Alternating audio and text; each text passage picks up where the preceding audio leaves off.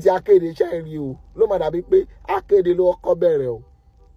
Òun sọ wípé o wà more traditional than me. The only way tó lè fi wà traditional than me pé bóyá tó bá ń gbẹ́bọ sórí ìta ló ń jẹbọ lórí ìta. But tó bá ti lè lọ máa jẹbọ lórí ìta o wà more traditional than me. Torí igun ló ń jẹbọ. Sherry, brother, mi ò mọ̀ bóyá obìnrin ni nítorí ọ̀pálẹ́yẹ Simon. Okay, ọkùnrin ni.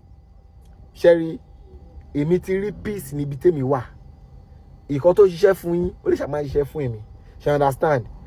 Mo wo gbogbo agboolé wa. Èmi gan ti fi ìgbà kan tẹ̀lé Jésù rí. Gbọ́ orin tí ẹ lọ wo story tí mo post now.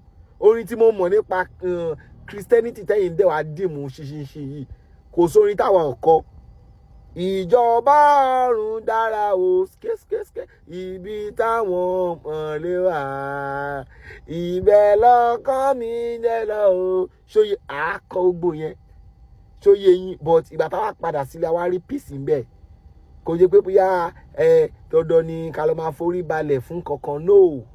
A kàn mọ̀ wípé Elédùmarè wà yẹn gan sọ ó tó rest of mind lọ́tọ̀. A dẹ̀ mọ̀ wípé kò sí ibi tá ti lè bá Elédùmarè sọ̀rọ̀. Ó yàtọ̀ sí kí ẹ ṣe wá lọ síbi kan tó fi blọ́ọ̀kù gbájọ́ kó máa pé ibẹ̀ ilé Ọlọ́run. Elédùmarè ò ní ilé, gbogbo ibi ilé Elédùmarè wà.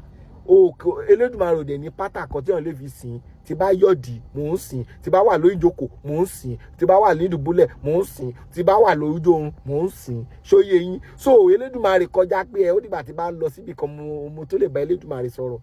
Get that. Cherry, mọ̀ bí mo ṣe máa ń ṣàlàyé. Mo àṣì gidi gan náà ọ̀rọ̀ sísọ o.